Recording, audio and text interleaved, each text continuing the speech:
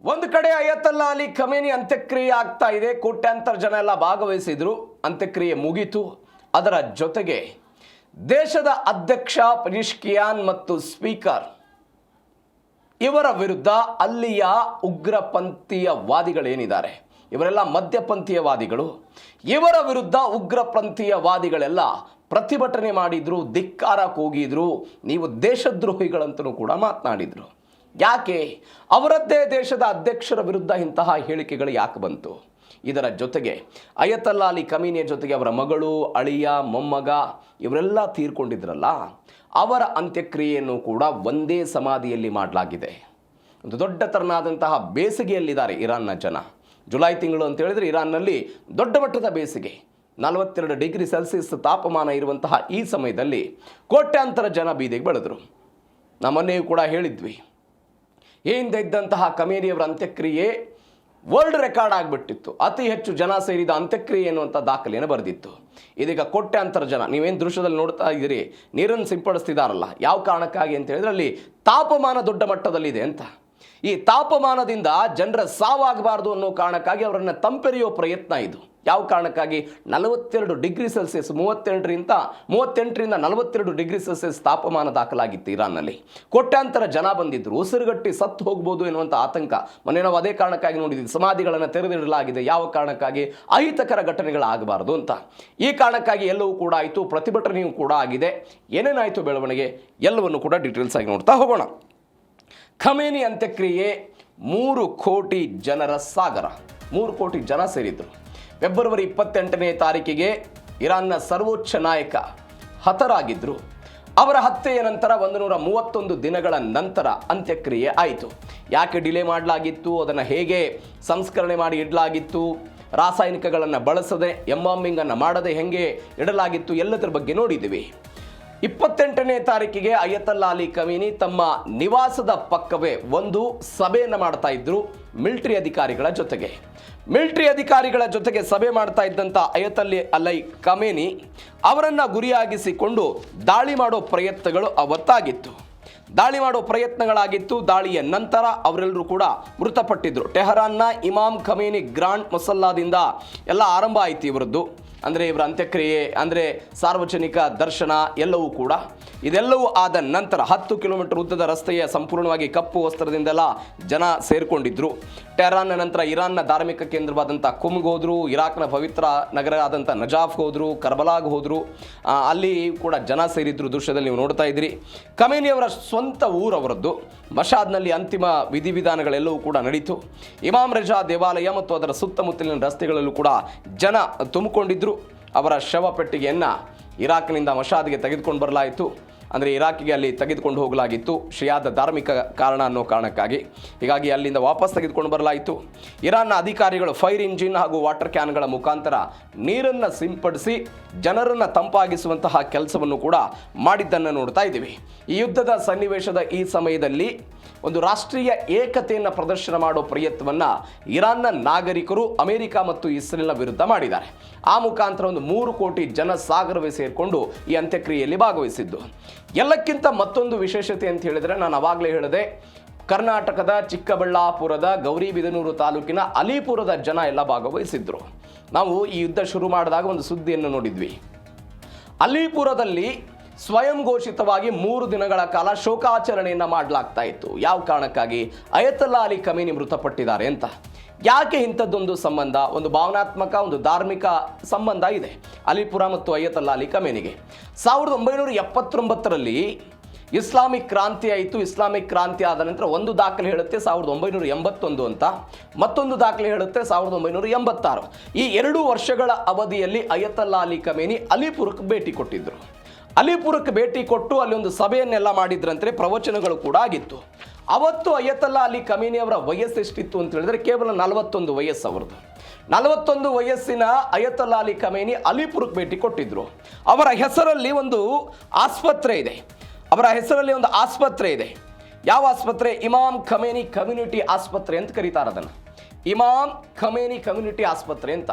ನೀವು ಅಲಿಪುರ ಗ್ರಾಮದಲ್ಲಿ ಒಟ್ಟಾರೆ ಜನಸಂಖ್ಯೆ ಒಂದು 25,000 ಅಂತ ಅಂದ್ಕೊಂಡ್ರೆ ಅಲ್ಲಿ 90% ಜನ ಯಾರಿದ್ದಾರೆ? ಶಿಯಾ ಮುಸಲ್ಮಾನರು ಇರುವಂತಹ ಜಾಗ ಅದು. ಶಿಯಾ ಮುಸಲ್ಮಾನರು ಇದ್ದಾರೆ. ಈ ಕಾರಣಕ್ಕಾಗಿ ಅವರು ಕೂಡ ಹೋಗಿದ್ರು, ಇರಾನ್ನ ಜನತೆಯು ಕೂಡ ಇದೀಗ ಭಾಗವಹಿಸಿದ್ರು. ಒಟ್ಟಾರೆ ಒಂದು 3 ಕೋಟಿ ಜನ ಇವರ ಅಂತ್ಯಕ್ರಿಯೆಯಲ್ಲಿ ಭಾಗವಹಿಸಿದ್ದನ್ನ ಇದೀಗ ಉಲ್ಲೇಖ ಮಾಡ್ತಾ ಇದ್ದಾರೆ. ಇದು ಬರ್ತಾ ಇರುವಂತಹ ಅಂಕಿಅಂಶ. ಕೆಲವು ತಜ್ಞರು ಹೇಳ್ತಾ ಇದ್ದಾರೆ, ಇಲ್ಲ ನೀವು ಸ್ಯಾಟಲೈಟ್ ಮುಖಾಂತರ ಅಥವಾ ಬೇರೆ ಬೇರೆ ಉಪಕರಣಗಳನ್ನು ಬಳಸಿಕೊಂಡು ನೋಡಿದಾಗ ಲಕ್ಷಗಟ್ಟಲೆ ಮಾತ್ರ ಜನ ಸೇರಿದ್ರು ಎನ್ನುವಂತಹ ವಾದವನ್ನು ಕೂಡ ಕೆಲವೊಂದಿಷ್ಟು ಜನ ಮಾತನಾಡ್ತಾ ಇದ್ದಾರೆ. ಅದೇನೇ ಇರಲಿ ಅಂಕಿ ಸಂಖ್ಯೆ, ಆದರೆ ಇದೀಗ ಅಯತಲ್ಲಾ ಅಲಿ ಖಮೇನಿ ಅವರ ಅಂತ್ಯಕ್ರಿಯೆ ಮಾತ್ರ ಆಗಿದೆ. ಮತ್ತೊಂದು ಕಡೆ ಅಂತಿಮ ಯಾತ್ರೆಯ ಹಾದಿ ಹೆಂಗಿತ್ತು? ಇರಾಕ್ನಿಂದ ಇರಾನ್ನ ತನಕ ಮೊದಲು ಟೆಹರಾನ್ನಲ್ಲಿ ಸಾರ್ವಜನಿಕ ದರ್ಶನಕ್ಕೆ ಇಡಲಾಯಿತು. ಎರಡು ದಿನಗಳ ಕಾಲ, 4ನೇ ತಾರೀಕಿಗೆ ಇದೆಲ್ಲ ಶುರುವಾಯಿತು. 2 ದಿನಗಳ ಕಾಲ ಟೆಹರಾನ್ನಲ್ಲಿ ಸಾರ್ವಜನಿಕ ದರ್ಶನಕ್ಕೆ ಇಡಲಾಯಿತು. ಭಾರತ ಸೇರಿದಂತೆ ಜಗತ್ತಿನ ಒಂದು 90ರಿಂದ 100 ದೇಶಗಳು ಈ ನಿಯೋಗಗಳೆಲ್ಲ ಬಂದಿದ್ರು, ಮುಖ್ಯಸ್ಥರುಗಳೆಲ್ಲ ಬಂದಿದ್ರು. 131 ದಿನಗಳ ಬಳಿಕ ಇದೆಲ್ಲ ಹೊರಗೆ ಬಂತದ್ದು. ನಜಾಫ್, ಕರ್ಬಲಾದಲ್ಲಿ ಮೊದಲು ಮೆರವಣಿಗೆಯನ್ನು ಮಾಡಿದ್ದನ್ನು ನಾವೆಲ್ಲ ನೋಡಿದ್ವಿ. ಏನೇನಾಯಿತು ಬೆಳವಣಿಗೆ? ಟೈಮ್ ಲೈನ್ ಅನ್ನು ನೋಡೋದಾದ್ರೆ, ಟೆಹರಾನ್ ಜುಲೈ 4ರಿಂದ 6ನೇ ತಾರೀಕು ರಾಜಕೀಯ ಕೇಂದ್ರ ಆಗಿತ್ತು. 2 ದಿನ. ಅಂತಿಮ ಯಾತ್ರೆಯ ರಾಜಧಾನಿ ಟೆಹರಾನ್ನ ಬೃಹತ್ ಪ್ರಾರ್ಥನಾ ಮಂದಿರವಾದಂಥ ಇಮಾಮ್ ಖಮೇನಿ ಗ್ರಾಂಡ್ ಮಸಲ್ಲಾದಿಂದ ಎಲ್ಲ ಆರಂಭ ಆಯಿತು. 2 ದಿನ ಸಾರ್ವಜನಿಕ ದರ್ಶನಕ್ಕೆ. 6ನೇ ತಾರೀಕಿಗೆ ಇಂಕಿಲಾಬ್ ಚೌಕದಿಂದ ಆಜಾದ್ ಚೌಕ ತನಕ ಒಂದು 10 ಕಿಲೋಮೀಟರ್ ಉದ್ದದ ರಸ್ತೆಯಲ್ಲಿ ಒಂದು ಸಾರ್ವಜನಿಕ ಮೆರವಣಿಗೆ ಆಯಿತು. 7ನೇ ತಾರೀಕಿಗೆ ಇರಾನ್ನ ಖುಮ್ ಎನ್ನುವಂಥ ಒಂದು ಪ್ರದೇಶ, ಅದು ಆಧ್ಯಾತ್ಮಿಕ ಶಿಯಾ ವಿದ್ವಾಂಸರ ನಗರ ಅಂತ ಹೇಳಲಾಗುತ್ತೆ, ಅಲ್ಲಿಗೆ ಶವಪೆಟ್ಟಿಗೆನ ತರಲಾಯಿತು. ಅಲ್ಲಿ ಫಾತಿಮಾ ಮಸೂಮೆ ಎನ್ನುವಂಥ ಒಂದು ಪವಿತ್ರ ದೇವಾಲಯ, ಜಮ್ಕರನ್ ಮಸೀದಿಯಲ್ಲೆಲ್ಲ ಪ್ರಾರ್ಥನೆಯನ್ನು ಸಲ್ಲಿಸಲಾಯಿತು.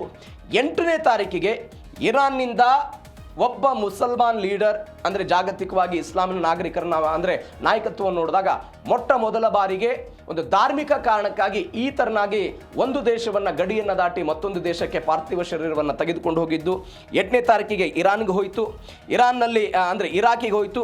ಅಲ್ಲಿ ಶಿಯಾ ಬಹುಸಂಖ್ಯಾತ ಜನಸಂಖ್ಯೆ ಮತ್ತು ಪವಿತ್ರ ಕ್ಷೇತ್ರಗಳಿಗೆಲ್ಲ ಅಲ್ಲಿ ಪ್ರಾರ್ಥನೆ ಮಾಡಿದರು. ನಜಾಫ್ ಅದಾದ ನಂತರ ಕರ್ಬಲಾ, ಅಂದರೆ ನಜಾಫ್ನಲ್ಲಿರುವಂತಹ ಅಲಿ ಅಲ್ ಜೈದಿ ಮತ್ತು ಹಿರಿಯ ಧಾರ್ಮಿಕ ಮುಖಂಡರೆಲ್ಲ ಬರಮಾಡಿಕೊಂಡ್ರು. ಇರಾಕ್ನ ಪ್ರಧಾನಿ ಅಲ್ಲಿ ಇಮಾಮ್ ಅಲಿ ದೇವಾಲಯ ಅನ್ನುವಂಥ ಒಂದು ದೇವಾಲಯ ಇದೆ, ಅಲ್ಲಿ ಪವಿತ್ರ ಪ್ರಾರ್ಥನೆ ಮಾಡಲಾಯಿತು. ಕರ್ಬಲಾದಲ್ಲಿ ಹುತಾತ್ಮ ಭೂಮಿಯಾದಂಥ ಇಮಾಮ್ ಹುಸೇನ್ ದೇವಾಲಯ, ಅಲ್ಲಿಯೂ ಕೂಡ ಸಾರ್ವಜನಿಕ ನಮನಕ್ಕೆ, ಧಾರ್ಮಿಕ ವಿಧಿವಿಧಾನ ಮಾಡೋದಕ್ಕೆ ಅವಕಾಶವನ್ನು ಮಾಡಿಕೊಡಲಾಯಿತು. ಕೊನೆಯದಾಗಿ ಮಷಾದ್ ಜುಲೈ 9ನೇ ತಾರೀಕಿಗೆ ಅವರ ಅಂತಿಮ ತಾಣ ಮತ್ತು ಅಲ್ಲಿ ದಫನವನ್ನು ಮಾಡಲಾಗಿತ್ತು. ಅವರ ಹುಟ್ಟೂರು ಹೌದು. ನಮ್ಮಲ್ಲಿ ಒಂದು ಮಾತಿದೆ, ನೀವೆಲ್ಲೇ ಬದುಕಿ ಏನೇ ಸಾಧನೆ ಮಾಡಿ ಬಂದರೂ ಕೂಡ ಅಂತ್ಯಕ್ರಿಯೆ ಎಲ್ಲಾಗುತ್ತೆ, ಸಹಜವಾಗಿ ಅವರವರ ಹುಟ್ಟೂರುಗಳಲ್ಲೇ ಆಗುತ್ತೆ. ನಮ್ಮದೇ ಅನೇಕ ಗಣ್ಯರು ಎಲ್ಲರೂ ಕೂಡ ಯಾರಾದರೂ ಬೆಂಗಳೂರಲ್ಲಿ ತೀರ್ಕೊಂಡ್ರೆ, ಏನೇ ಸಾಧನೆ ಮಾಡಿ ದೊಡ್ಡವರು ಏನಾದರೂ ಅಂತಿಮವಾಗಿ ಅವರ ಅಂತ್ಯಕ್ರಿಯೆ ಅಥವಾ ಅವರ ಕೊನೆಯ ದಿನಗಳು ಎಲ್ಲಾಗುತ್ತೆ, ಅದು ಹಳ್ಳಿಯಲ್ಲೇ ಆಗುತ್ತೆ. ಅದೇ ರೀತಿಯಾಗಿ ಅಯತಲ್ಲಾ ಅಲಿ ಖಮೇನಿ ಅವರ ಅಂತ್ಯಕ್ರಿಯೆಯು ಕೂಡ ಅವರು ಹುಟ್ಟಿ ಬೆಳೆದಿರುವಂತಹ ಮಷಾದ್ನಲ್ಲಿ ಆಯಿತು. ಇದೊಂದು ಟೈಮ್ ಲೈನ್, ಯಾವಾಗ ಏನೇನು ಆಯಿತು ಅಂತ. ಮತ್ತೊಂದು ಕಡೆ ಒಂದೇ ಸಮಾಧಿಯಲ್ಲಿ 6 ಜೀವಗಳು. ನಾನು ಹೇಳಿದೆ, ಅಮೆರಿಕ ಮತ್ತು ಇಸ್ರೇಲ್ 28ನೇ ತಾರೀಕಿಗೆ ದಾಳಿ ಮಾಡಿದಾಗ ಅಯತಲ್ಲಾ ಅಲಿ ಖಮೇನಿ ಸಭೆ ಮಾಡ್ತಾ ಇದ್ದಂತಹ ಸಮಯದಲ್ಲಿ ಅಲ್ಲಿ ಅಧಿಕಾರಿಗಳಿದ್ರು, ಏನೇನು ಮಾಡಬೇಕು, ಏನು ಎತ್ತ ಅನ್ನುವಂಥದ್ದೊಂದು ಚರ್ಚೆ ಆಗ್ತಾ ಇತ್ತು. ಸಭೆ ಮಾಡುವ ಸ್ವಲ್ಪ ಜಾಗ ಪಕ್ಕದಲ್ಲೇ ಅವರ ಕುಟುಂಬದವರು ಕೂಡ ವಾಸವಿದ್ರು. ಆ ಕಾರಣಕ್ಕಾಗಿ ಅವರು ಕೂಡ ದಾಳಿಯಲ್ಲಿ ಹತರಾಗಿದ್ರು. ಅಯತಲ್ಲಾ ಅಲಿ ಖಮೇನಿ ಅವರ ಜೊತೆಗೆ ವೈಮಾನಿಕ ದಾಳಿಯಲ್ಲಿ ಮೃತಪಟ್ಟಂತಹ ಸದಸ್ಯರ ಅಂತ್ಯಕ್ರಿಯೆಯನ್ನು ಕೂಡ ಪ್ರತ್ಯೇಕವಾಗಿ ಮಾಡಲಿಲ್ಲ, ಎಲ್ಲರನ್ನೂ ಕೂಡ ಜೊತೆಯಲ್ಲೇ ಇಟ್ಕೊಂಡು ಒಂದೇ ಗೌರವದೊಂದಿಗೆಲ್ಲ ಸೇರಿಸಲಾಯಿತು. ಖಮೇನಿ ಅವರ 14 ತಿಂಗಳ ಪುಟ್ಟ ಮೊಮ್ಮಗಳು ಜಹರಾ ಮೊಹಮ್ಮದಿ ಗೊಲ್ಫಯಗಾನಿ ಅಂತ. ಅದಾದ ನಂತರ ಅಲಿ ಖಮೇನಿ ಅವರ ಹಿರಿಯ ಮಗಳು ಬೋಶ್ರಾ ಅವರ ಪತಿ ಖಮೇನಿ ಅವರ ಅಳಿಯ, ಅವರನ್ನು ಕೂಡ ಇಲ್ಲಿ ಇದು ಮಾಡಲಾಯಿತು. ಅದಾದ ನಂತರ ಮೋಸ್ತಬಾ ಅವರ ನೂತನ ನಾಯಕ ಮೋಸ್ತಬಾ ಅವರ ಖಮೇನಿ ಅವರ ಸೊಸೆ ಜಹರಾ ಹದ್ದಾದ್ ಅಡೆಲ್ ಅಂತ, ಇವರನ್ನು ಕೂಡ ಒಂದೇ ಸಮಾಧಿಯಲ್ಲಿ ಅಂತ್ಯಕ್ರಿಯೆಯನ್ನು ಮಾಡಲಾಗಿದೆ. ನೀವು ನೋಡಿ, ಇಸ್ರೇಲ್ ಮತ್ತು ಅಮೆರಿಕ ದಾಳಿ ಮಾಡಿದ್ದು ಕೇವಲ 60 ಸೆಕೆಂಡ್ ಮಾತ್ರ. ಈ 60 ಸೆಕೆಂಡ್ನಲ್ಲಿ ಇವರೆಲ್ಲರ ಪ್ರಾಣವನ್ನು ಕೂಡ ಆ ಒಂದು ದಾಳಿ ತೆಗೆದಿತ್ತು. ಅಂಥ ಒಂದು ಎಕ್ಯುರೇಟ್ ದಾಳಿಯನ್ನು ಅವತ್ತು ಮಾಡುವಂತಹ ಪ್ರಯತ್ನವನ್ನು ಮಾಡಲಾಗಿತ್ತು. ಒಂದು ಇಮಾಮ್ ಖಮೇನಿ ಹುಸೇನಿಯ ಹಾಲ್ ಅಂತ ಇವರು ಇರುವಂತಹ ಪ್ರದೇಶ, ಅದು ಅಯತಲ್ಲಾ ಅಲಿ ಖಮೇನಿ ಅವರ ನಿವಾಸ ಇರೋದು, ಅವರು ಸಭೆ ಮಾಡ್ತಾ ಇದ್ದಂತಹ ಪ್ರದೇಶ. ಆ ಪ್ರದೇಶವನ್ನು ಕೇಂದ್ರೀಕರಿಸಿಕೊಂಡು ಅಮೆರಿಕದ ಪಡೆಗಳು, ಇಸ್ರೇಲ್ನ ಮೊಸಾದ್ ಇವರೆಲ್ಲರೂ ಕೂಡ ಒಂದು ಸ್ಕೆಚನ್ನು ಹಾಕಿಕೊಂಡಿದ್ರು. ಇದಕ್ಕೆ ಬೇರೆ ಬೇರೆ ಮಧ್ಯಪ್ರಾಚ್ಯದ ಬೇರೆ ದೇಶಗಳೆಲ್ಲ ಸಹಾಯ ಮಾಡಿದ್ರು. ಎಲ್ಲವೂ ಕೂಡ ಅದೊಂದು ದ್ವಂದ್ವ ನಿಲುವು ಅಥವಾ ಅದೊಂದು ಚರ್ಚಾತ್ಮಕ ವಿಚಾರ. ಅದನ್ನು ಇರಾನ್ ಕೂಡ ಆರೋಪ ಮಾಡಿತ್ತು, ಇಲ್ಲ ಅವರು ಸಹಾಯ ಮಾಡಿದ್ರು ಇತ್ಯಾದಿ ಅಂತ. ಆದರೆ ಇಂಥದ್ದೊಂದು ದಾಳಿಯಾಗಿತ್ತು. ದಾಳಿಯ ಭಾಗವಾಗಿ 60 ಸೆಕೆಂಡ್ಗಳಲ್ಲಿ ಇದೀಗ ಅವರು ಅವರನ್ನು ಹತ್ಯೆ ಮಾಡಲಾಗಿತ್ತು. ಒಟ್ಟಾರೆ ಈ ಘಟನೆಯಲ್ಲಿ 12 ಜನ ಅಧಿಕಾರಿಗಳು, ಎಲ್ಲೋ ಖಮೇನಿಯವರ ಕುಟುಂಬ ಸೇರಿದಂತೆ 12 ಜನ ಮೃತಪಟ್ಟಿದ್ರು. ಇದೀಗ ಆ ಕುಟುಂಬದ 6 ಜನರ ಅಂತ್ಯಕ್ರಿಯೆ ಒಟ್ಟಿಗೆ ಒಂದೇ ಸಮಾಧಿಯಲ್ಲಿ ಆಗಿದ್ದನ್ನು ನಾವು ನೋಡ್ತಾ ಇದ್ದೀವಿ. ಇದು ಖಮೇನಿಯವರ ಕುಟುಂಬದ ಕತೆ. ಮತ್ತೊಂದು ಕಡೆ ಡೊನಾಲ್ಡ್ ಟ್ರಂಪ್ ಮಾತ್ರ ತಮ್ಮ ಆಕ್ರೋಶವನ್ನು ಮುಗಿಸ್ತಾ ಇಲ್ಲ. ಯಾರ ವಿರುದ್ಧ? ಇರಾನ್ನ ವಿರುದ್ಧ ತಮ್ಮ ಆಕ್ರೋಶವನ್ನು ಮುಂದುವರಿಸಿದ್ದಾರೆ. ಪ್ರತೀಕಾರದ ಕೂಗನ್ನು ಕೂಗಿದ್ದಾರೆ. ಟ್ರಂಪ್ಗೆ ಮರಣ ಶಾಸನ ಅಂತ. ಇದು ಡೊನಾಲ್ಡ್ ಟ್ರಂಪ್ ಅವರು ಕೊಟ್ಟಂತ ಹೇಳಿಕೆಗೆ ಇರಾನ್ನವರು ಪ್ರತಿಕ್ರಿಯೆ ಕೊಟ್ಟಿರೋದು. ಅಂತಿಮ ಯಾತ್ರೆಯ ಉದ್ದಕ್ಕೂ ಕೂಡ ಡೊನಾಲ್ಡ್ ಟ್ರಂಪ್ ಅವರಿಗೆ ಸಾವು ಬರಲಿ, ಅವರನ್ನು ಹತ್ಯೆ ಮಾಡಬೇಕು, ಬೆಂಜಮಿನ್ ನೆತನ್ಯಾಹು ಹತ್ಯೆ ಮಾಡಬೇಕು ಅನ್ನುವಂಥ ದೊಡ್ಡ ಮಟ್ಟದ ಮಾತುಗಳು, ಘೋಷಣೆಗಳೆಲ್ಲ ಕೇಳಿಬಂತು. ಶಿಯಾ ಪಂಗಡದ ಕೆಂಪು ಪ್ರತೀಕಾರದ ಧ್ವಜ ಎಲ್ಲ ಕಡೆಯೂ ಕೂಡ ಕಂಡುಬಂತು. ಮನೆಯೂ ಕೂಡ ಇದ್ರ ಬಗ್ಗೆ ಚರ್ಚೆ ಮಾಡಿದ್ವಿ. ಇರಾನ್ನ ಸಂಸದ ಮೊಹಮ್ಮದ್ ನಬಾವಿನ್ ಟ್ರಂಪ್ ಮತ್ತು ಬೆಂಜಮಿನ್ ನೆತನ್ಯಾಹು ಅವರನ್ನು ನರಕಕ್ಕೆ ಕಳಿಸುವ ಯಾವುದೇ ವ್ಯಕ್ತಿ ಮತ್ತು ಸಂಘಟನೆಗೆ ಬಹುಮಾನ ಕೊಡ್ತೀವಿ ಅಂತೆಲ್ಲ ನಾವು ಹೇಳಿದ್ದನ್ನು ನೋಡ್ಕೊಂಡಿದ್ದೀವಿ. ಇದೀಗ ಸಂಸತ್ನಲ್ಲಿ ಅವ್ರು ಏನು ಮಾಡಿದ್ರು ಅಂತ ಹೇಳಿದ್ರೆ 485 ಕೋಟಿ ರೂಪಾಯಿ ಕೊಡ್ತೀವಿ, ಟ್ರಂಪ್ ಅವರನ್ನು ಹತ್ಯೆ ಮಾಡಿದರೆ 485 ಕೋಟಿ ರೂಪಾಯಿ ಕೊಡ್ತೀವಿ ಅಂತೆಲ್ಲ ಹೇಳಿದ್ರು. ಇದೀಗ ಒನ್ಸ್ ಅಗೇನ್ ಅಂತ್ಯಕ್ರಿಯೆಯಲ್ಲಿ ನೀವು ದೃಶ್ಯದಲ್ಲಿ ನೋಡ್ತಾ ಇದ್ರಿ ಕೆಂಪು ಧ್ವಜಗಳು, ಇದು ಪ್ರತೀಕಾರದ ಸಂಕೇತವಾಗಿ ಅದೆಲ್ಲವೂ ಕೂಡ ಕಾಣಿಸ್ತಾ ಇದ್ದನ್ನು ನೋಡ್ತಾ ಇದ್ದೀವಿ. 2020ರಲ್ಲೂ ಕೂಡ ಈ ಸುಲೇಮಾನ್ ಹತ್ಯೆ ಆದಂತಹ ಸಂದರ್ಭದಲ್ಲೂ ಕೂಡ ಟ್ರಂಪ್ ಅವರ ಹತ್ಯೆಗೆ ಇರಾನಿಯನ್ನವರು ದೊಡ್ಡ ಮಟ್ಟದ ಪ್ರಯತ್ನವನ್ನು ಪಟ್ಟಿದ್ದರು, ಅವರನ್ನು ಮುಗಿಸಬೇಕು ಅಂತಲೂ ಕೂಡ ಒಂದು ಆಲೋಚನೆಯನ್ನು ಮಾಡಿದ್ರು ಅಂತ. ಇದೀಗ ಮತ್ತೊಂದು ಕಡೆ ನಿನ್ನೆ ಒಂದು ಬೆಳವಣಿಗೆ ಆಯಿತು. ಒಂದು ಬೆಳವಣಿಗೆ ಏನು ಅಂತ ಹೇಳಿದ್ರೆ, ನ್ಯಾಟೋ ಶೃಂಗಸಭೆಯಿಂದ ವಾಪಸ್ ಬರ್ತಾ ಇದ್ದಂತಹ ಡೊನಾಲ್ಡ್ ಟ್ರಂಪ್ ಬ್ರಿಟನ್ನಿಂದ ಒಂದು ದೇಶ ಉಡುಗೊರೆಯಾಗಿ ಕೊಟ್ಟಿದ್ದಂತಹ ವಿಮಾನವನ್ನು ಬಳಕೆ ಮಾಡಲಿಲ್ಲ. ಅದರ ಬದಲಾಗಿ ಬೇರೊಂದು ವಿಮಾನದ ಮುಖಾಂತರ ಪ್ರಯಾಣ ಬೆಳೆಸಿದ್ದನ್ನು ನೋಡಿದ್ವಿ. ಯಾವ ಕಾರಣಕ್ಕಾಗಿ? ಇದೇ ಡೊನಾಲ್ಡ್ ಟ್ರಂಪ್ ಅವರು ಒಂದು ಹೇಳಿಕೆ ಕೊಟ್ಟರು, ನಾನು ಹಿಟ್ ಲಿಸ್ಟಲ್ಲಿ ಇದ್ದೀನಿ. ಯಾರಿಗೆ? ಇರಾನ್ನವರ ದೃಷ್ಟಿಯಿಂದ ನಾನು ಹಿಟ್ ಲಿಸ್ಟ್ ಇದ್ದೀನಿ, ನನ್ನನ್ನು ಮುಗಿಸೋದಕ್ಕೆ ಅವರು ಆಲೋಚನೆ ಮಾಡ್ತಿದ್ದಾರೆ ಅಂತ. ಅದರ ಭಾಗವಾಗಿ ಇದೀಗ ಇಂಥದ್ದೆಲ್ಲ ಬೆಳವಣಿಗೆಗಳಾಯಿತು. ನೀವು ನೋಡಿ, ಡೊನಾಲ್ಡ್ ಟ್ರಂಪ್ ಅವರನ್ನು ಇದೀಗ ಇವರು 2026ರ ಕಾರಣಕ್ಕಾಗಿ ಗುರಿಯಾಗಿಸ್ತಾ ಇದ್ದಾರೆ. ಎರಡನೇದ್ದು ಜೋ ಬೈಡನ್ ಅವರನ್ನು ಕೂಡ ಗುರಿಯಾಗಿಸಿದ್ರು. ಈ ಹಿಂದೆ ಇದ್ದಂತಹ ಜೋ ಬೈಡನ್ ಅವರನ್ನು ಗುರಿಯಾಗಿಸಿದ್ರು ಅಂತ ಅಮೆರಿಕಾದ FBI ಒಂದು ವರದಿಯನ್ನು ಕೊಟ್ಟಿದೆ.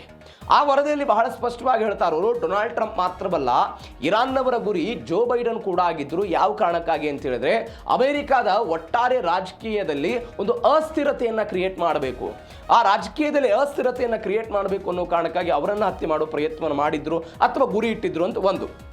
ನೀವು ಮೂರನೇದಾಗಿ ಸ್ವಲ್ಪ ವರ್ಷಗಳ ಹಿಂದೆ ಹೋದರೆ ಜಿಮ್ಮಿ ಕಾರ್ಟರ್ ಅಂತ. ಜಿಮ್ಮಿ ಕಾರ್ಟರ್ 1979ರ ಇಸ್ಲಾಮಿಕ್ ಕ್ರಾಂತಿ ಆದ ನಂತರ ಒಂದು 52 ಅಧಿಕಾರಿಗಳು 444 ದಿನಗಳ ಕಾಲ ಇರಾನ್ನಲ್ಲೆಲ್ಲ ಒತ್ತೆಯಾಳಾಗಿ ಉಳಿದಿದ್ರಲ್ಲ, ಅವರನ್ನು ಸರಿಯಾಗಿ ಬೇಗನೆ ಕರೆದುಕೊಂಡು ಬರೋದಕ್ಕೆ ಕಾರ್ಟರ್ ಅವರ ಕಡೆಯಿಂದ ಆಗಲಿಲ್ಲ ಅನ್ನೋ ಕಾರಣಕ್ಕಾಗಿ ಒಂದು ರಾಜಕೀಯವಾಗಿ ಅವರಿಗೆ ಸೋಲಾಗಬೇಕು ಅಂತ ಇರಾನ್ ಒಂದು ದೊಡ್ಡ ಮಟ್ಟದ ರಾಜತಾಂತ್ರಿಕ ಪ್ರಯತ್ನವನ್ನು ಮಾಡಿತ್ತು. ಅವರನ್ನು ಹತ್ಯೆ ಮಾಡೋ ಪ್ರಯತ್ನವಲ್ಲ, ಅದರ ಬದಲಾಗಿ ರಾಜಕೀಯವಾಗಿ ಅಮೆರಿಕಾದಲ್ಲಿ ಅವರನ್ನು ಸೋಲಿಸೋ ಪ್ರಯತ್ನವನ್ನು ಮಾಡಿದ್ರು. ಅವರು ಮುಂಬರುವಂತಹ ಅಧ್ಯಕ್ಷೀಯ ಚುನಾವಣೆಯಲ್ಲಿ ಸೋತಿದ್ದನ್ನು ನೋಡಿದ್ದೀವಿ. ಅಮೆರಿಕಾದ ವಿಶ್ಲೇಷಣೆ ಏನು ಅಂತ ಹೇಳಿದ್ರೆ, ಇರಾನ್ ಒಂದು ಹತ್ಯೆ ಮಾಡೋದಕ್ಕೆ ಪ್ರಯತ್ನವನ್ನು ಪಡುತ್ತೆ, ಇಲ್ಲದೆ ಹೋದರೆ ಅವರನ್ನು ಮಣಿಸೋದಕ್ಕೆ ಪ್ರಯತ್ನವನ್ನು ಪಡುತ್ತೆ ಅಂತ ಇದೀಗ ಟ್ರಂಪ್ ಅವರ ಮೇಲೆ ಇರಾನಿಯನ್ನರ ಕಣ್ಣಿರೋದನ್ನು ನಾವೆಲ್ಲ ನೋಡ್ತಾ ಇದ್ದೀವಿ. ಅದರ ಭಾಗವಾಗಿ ಒಂದು 35 ಸೆಕೆಂಡ್ಗಳ ವಿಡಿಯೋ ಎಲ್ಲ ಬಿಡುಗಡೆ ಮಾಡಿದ್ರು ಅವರು. ಮತ್ತೊಂದು ಬೆಳವಣಿಗೆ, ಬೀದಿಯಲ್ಲಿ ಅಧ್ಯಕ್ಷರನ್ನೇ ಸುತ್ತುವರೆದ ಜನ.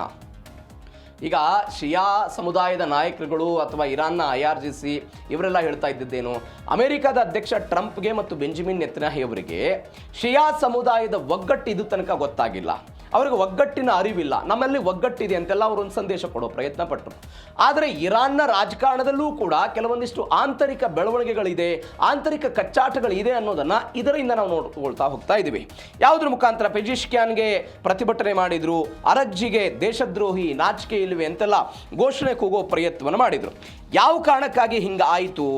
ನಮ್ಮಲ್ಲಿ ಹೆಂಗೆ ಕಾಂಗ್ರೆಸ್ಸು BJP ಎಡಪಂಥೀಯ ಬಲಪಂಥೀಯ ಎನ್ನುವಂತಹ ಧೋರಣೆಗಳೆಲ್ಲ ಇದೆಯಲ್ಲ, ಅದೇ ರೀತಿಯಾಗಿ ಇರಾನ್ನ ರಾಜಕಾರಣದಲ್ಲಿ ಮಧ್ಯಪಂಥೀಯ ಕೂಡ ಇದೆ. ಇವರೆಲ್ಲ ಮಧ್ಯಪಂಥೀಯದವರು. ಯಾರ್ಯಾರು? ಪೆಜಿಶ್ಕಿಯನ್ ಮತ್ತು ಅಬ್ಬಾಸ್ ಅರಾಗ್ಜಿ ಅವರ ಮೇಲೆಲ್ಲ ಭೌತಿಕವಾಗಿ ದಾಳಿ ಮಾಡೋದಕ್ಕೆಲ್ಲ ಪ್ರಯತ್ನವನ್ನು ಮಾಡಿದರು. ಮಸಾದ್ ಪೆಜಿಶ್ಕಿಯನ್ ಅವರು ಮೆರವಣಿಗೆಯಲ್ಲಿ ಹೆಜ್ಜೆ ಹಾಕ್ತಾ ಇದ್ರು. ಆ ಸಮಯದಲ್ಲಿ ಅಮೆರಿಕಾದೊಂದಿಗೆ ಸಂಧಾನ ಮಾಡಿಕೊಳ್ಳೋದನ್ನು ತೀವ್ರ ಗುಂಪುಗಳೆಲ್ಲ ಅವರು ಆಕ್ರೋಶ ಹೊರಹಾಕಿದ್ರು. ಡೆತ್ ಟು ದಿ ಆಫೀಸರ್ ಅಂತ ಹೇಳಿದ್ರು, ಡೆತ್ ಟು ದಿ ಕಾಂಪ್ರಮೈಸರ್, ಅಂದರೆ ಮಾತುಕತೆ ನಡೆಸುವಂಥ ಈ ವ್ಯಕ್ತಿಗೆ ಸಾವು ಬರಲಿ ಅಂತ ಘೋಷಣೆ ಕೂಗಿದ್ರು. ಅದಾದ ನಂತರ ಅವರನ್ನು ಕೆಳಗೆ ತಳ್ಳುವ ಪ್ರಯತ್ನವನ್ನು ಮಾಡಿದ್ರಂತೆ. ಎರಡನೇದ್ದು, ವಿದೇಶಾಂಗ ಸಚಿವ ಅಬ್ಬಾಸ್ ಅರಾಗ್ಜಿ ಅವರ ಮೇಲೆ ಕಲ್ಲು ತೂರೋ ಪ್ರಯತ್ನ ಆಯಿತು. ದೇಶದ್ರೋಹಿಗೆ ಸಾವು ಬರಲಿ ಅಂತ ಹೇಳಿದ್ರು, ಕಲ್ಲು ತೂರಿದ್ರು. ಸಚಿವರೆಲ್ಲ ಜೀವ ಭಯದಿಂದ ಓಡಿ ಹೋಗಿದ್ರು ಅಂತ. ಯಾಕೆ ಇಂಥದ್ದೊಂದು ದಾಳಿ? 2-3 ಕಾರಣಗಳಿದೆ. ನೀವು ಯಾವಾಗ ಈ ಮಧ್ಯಪಂಥೀಯ ರಾಜಕಾರಣಿಗಳು ಅಮೆರಿಕಾದ ಜೊತೆಗೆ ಕೈ ಜೋಡಿಸಿದಾರಲ್ಲ, ಅವಾಗ ಇಂಥದ್ದೊಂದು ಪ್ರಯತ್ನ ಆಗಿದೆ. 1981ರಲ್ಲಿ ಅಲ್ಜಿಯರ್ಸ್ ಒಪ್ಪಂದ ಆಗುತ್ತೆ. ಅಲ್ಜಿಯರ್ಸ್ ಒಪ್ಪಂದ ಅಂತ ಹೇಳಿದ್ರೆ ನಾನು ಆವಾಗಲೇ ಹೇಳಿದೆ, 52 ಜನ ಅಧಿಕಾರಿಗಳನ್ನು 444 ದಿನಗಳ ಕಾಲ ಒತ್ತೆಯಾಳನ್ನಾಗಿ ಇಟ್ಟುಕೊಂಡು ಈ ಅಲ್ಜಿಯರ್ಸ್ ಒಪ್ಪಂದದ ಮುಖಾಂತರ ಅವತ್ತಿನ ಮಧ್ಯಪಂಥದ ನಾಯಕರು ಬಿಟ್ಟು ಕಳಿಸಿದ್ರು. ಅದರ ವಿರುದ್ಧ ಇರಾನ್ನ ಕೂಗು ದೊಡ್ಡ ಮಟ್ಟದಲ್ಲಿತ್ತು. ಅವತ್ತು ಕೂಡ ಇದೇ ರೀತಿಯಾದಂಥ ಪ್ರತಿಭಟನೆ ಆಗಿತ್ತು. ಒಂದು. ಎರಡನೇದ್ದು 2001ರಲ್ಲಿ ಅಫ್ಘಾನ್ ಯುದ್ಧದಲ್ಲಿ ರಹಸ್ಯವಾಗಿ ಈ ಮಧ್ಯ ಪಂಥೀಯ ನಾಯಕರುಗಳೇನಿದ್ದಾರೆ ಅವರು ಅಮೆರಿಕಕ್ಕೆ ಸಹಾಯ ಮಾಡಿದ್ದಾರೆ. ಏನೇನಿದೆ ಎಲ್ಲವನ್ನೂ ಕೂಡ ಅವರ ನ್ಯಾವಿಗೇಷನ್ ಆಗಿರ್ಬೋದು, ಅವರ ಲೊಕೇಶನ್ ಆಗಿರ್ಬೋದು, ತಾಲಿಬಾನು ಬೇರೆ ಬೇರೆ ಎಲ್ಲವನ್ನೂ ಕೂಡ ಕೊಡೋ ಪ್ರಯತ್ನವನ್ನು ಮಾಡಿದ್ರು ಅಂತ. ಹೀಗಾಗಿ ಮಧ್ಯಪಂಥೀಯ ಅಧ್ಯಕ್ಷ ಆಗಿದ್ದಂಥ ಮೊಹಮ್ಮದ್ ಖತಾಮಿ ಅಮೆರಿಕಕ್ಕೆ ರಹಸ್ಯ ಸಹಾಯ ಮಾಡಿದ್ರು ಅಂತ ಅವತ್ತು ಕೂಡ ಪ್ರತಿಭಟನೆ ಆಗಿತ್ತು. 2015ರಲ್ಲಿ ಈ ಮಧ್ಯಪಂಥೀಯ ನಾಯಕ ಈ ಅಮೆರಿಕಾದ ಜೊತೆಗೆ ಒಪ್ಪಂದ ಆಯ್ತಲ್ಲ, ಅಣ್ವಸ್ತ್ರ ವಿಚಾರಕ್ಕೆ ಸಂಬಂಧಪಟ್ಟಂತೆ ಯುರೇನಿಯಂ ಇತ್ಯಾದಿ ಅನ್ನೋ ಕಾರಣಕ್ಕಾಗಿ ಅವರ ವಿರುದ್ಧವೂ ಕೂಡ ಪ್ರತಿಭಟನೆ ಆಗಿದ್ದನ್ನು ನೋಡ್ತಾ ಇದ್ದೀವಿ. ಇದೀಗ ಪೆಜಿಶ್ಕಿಯಾನ್ ಮತ್ತು ಅರಾಗ್ಜಿ ವಿರುದ್ಧ ಪ್ರತಿಭಟನೆ ಆಗಿದೆ. ಈ ಪೆಜಿಶ್ಕಿಯಾನ್ ಜೊತೆಗೆ ಅಥವಾ ಅವರ ವಿರುದ್ಧ ಪ್ರತಿಭಟನೆ ಮಾಡೋದಕ್ಕೆ ಒಂದು ಮುಖ್ಯವಾದ ಇನ್ನೊಂದು ಕಾರಣ ಏನು ಅಂತ ಹೇಳಿದ್ರೆ, ನಾನು ನಿನ್ನೆ ಉಲ್ಲೇಖ ಮಾಡಿದೆ, ಹಿಜಾಬ್ ವಿಚಾರಕ್ಕೆ ಸಂಬಂಧಪಟ್ಟಂತೆ ಇರಾನ್ನಲ್ಲಿ ಕೆಲವೊಂದಿಷ್ಟು ಬೆಳವಣಿಗೆ ಆಗ್ತಾ ಇದೆ. ಕಡ್ಡಾಯವಾಗಿ ಹಿಜಾಬ್ ಧರಿಸಬೇಕು ಎನ್ನುವಂಥ ಕಾನೂನು ಇದೆ. ಯಾರು ಅದನ್ನು ಫಾಲೋ ಮಾಡಲ್ಲ ಅವರ ವಿರುದ್ಧ ಉಗ್ರವಾದಂಥ ಕಠಿಣ ಕ್ರಮವನ್ನು ತೆಗೆದುಕೊಳ್ಳೋ ಪ್ರಯತ್ನ ಆಗ್ತಾ ಇದೆ ಅಂತ ಪೆಜಿಶ್ಕಿಯಾನ್ ಒಂದು ಮಾತು ಹೇಳಿದ್ರಂತೆ. ನಾನು ಹಿಜಾಬ್ಗಿರುವಂಥ ಈ ನಿಯಮಗಳನ್ನು ಸಡಿಲಿಕೆ ಮಾಡ್ತೀನಿ ಅಂತ ಅವರು ಒಂದು ಸ್ಟೇಟ್ಮೆಂಟ್ ಕೊಟ್ಟಿದ್ರಂತೆ. ಇದು ಅಲ್ಲಿರುವಂತಹ ಈ ಉಗ್ರಪಂಥೀಯ ನಾಯಕರುಗಳೇನೇನಿದ್ದಾರೆ ಇರಾನ್ ಅವರ ಕಣ್ಣನ್ನು ಕೆರಳಿಸಿಬಿಟ್ಟಿತ್ತಂತೆ.